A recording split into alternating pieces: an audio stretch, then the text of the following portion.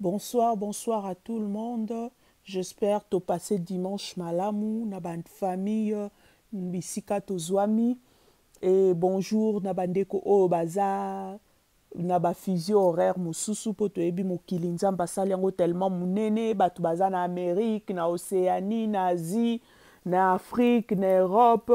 Biso nyonso tozo repartager même physio horaire te parfois bamisusu baza 5 heures du matin, bamisusu omona 11 heures, bamisusu omona 15 heures, bamisusu mais boza kaka na journée moko. Donc bonjour, bonsoir na bandeko nyonso et bienvenue na chaîne Nabiso, ton opinion TV. Soki pena no s'abonner te o tomber na chaîne Nabiso lelo, en tout cas na bondeli yo ndeko o s'abonner, o rejoindre biso pour que auto zwaka temps ya ko partager ya ko s'échanger soko lukaka esika ya kimia ya respect ya ko solola ya ko pesa ba idée na yo ya ko pesa opinion na yo en tout cas o eza esika malamu otombe na esika ya bien.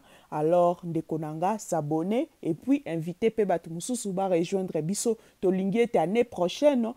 to tokoma déjà kosala balive na biso tobanda kosololaka ensemble. Merci. Lelo tolingaki tolobela likambo oyo ekomelaki ndeko na biso Yvonne Ifete tika ete molimo na ye epema na kimia. En tout cas na bandeko nyonso baza kokomante baza kosolola likambo yango tobosana te oyo akei esengeli na biso respect na bamort. To respecter molimo na ye, to respecter vie na ye, to respecter oyo ezalaki opinion na ye, to respecter oyo ezalaki vie privée na ye, to vie intime na ye. Oyo nyonso asalaki na se ya moi oyo biso banani po to juge ye. Po akozonga lisusu na bomoi te pour venir se justifier, dire que telle chose c'était pas comme ça, c'était comme ça, telle chose c'était A à la place de B, notre sœur ne reviendra pas.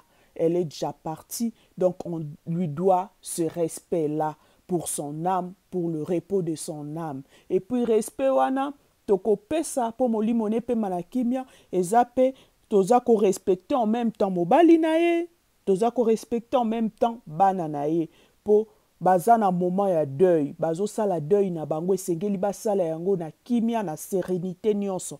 Eza te basala yango koto oyo babendi bango, koto oyo balobi, koto oyo bafingi, koto oyo bakritike. Non, eko deuil na bango ekoleka malamu te po moment oyo baza kotraverse, en tout cas ezali moment ya pasi.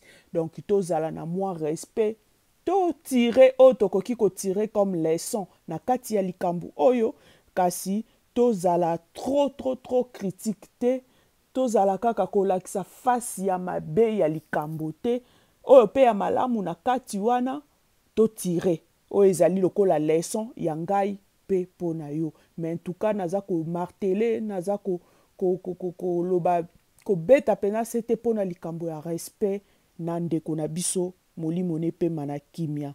Na papa Kambale, qu'il soit fort, eza moment difficile, nzamba sunga ye atelema lisusu po atikali na charge ya koeleve bana, atikali na charge ya ko-encadre bango, kolukela bango environnement ya malamu po ete bakola bien que musala na ezaka musika bana bavandaka musika, nzamba sunga ye azwa ba décision ya bien po na suite ya kobokola bana na ye.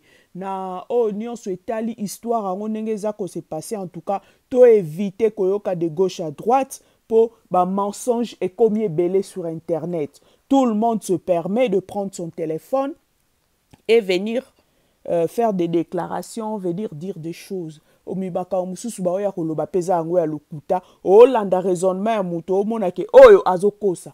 Awa likambo ezokendeki juste te. Nayebi te soki bato yango bamisusu, nayebi te soki eloko nini bamelaka to ovandi na oka kozwi téléphone, tu commences à raconter du n'importe quoi po famille Kambale balobi bazana bango na ndeko moko te awa na Europe oyo aza autorisé pour ça la émission, aller na émission en ligne se présenter comme grande sœur na bango et dire des choses. En tout cas famille Kambale lobby batindi moto mokote. Donc toute personne au boroyoka en ligne azaro se présenter comme sœur, grande sœur ou petite sœur, je ne sais pas. Il y a monsieur Kambale et ça faux et archi faux.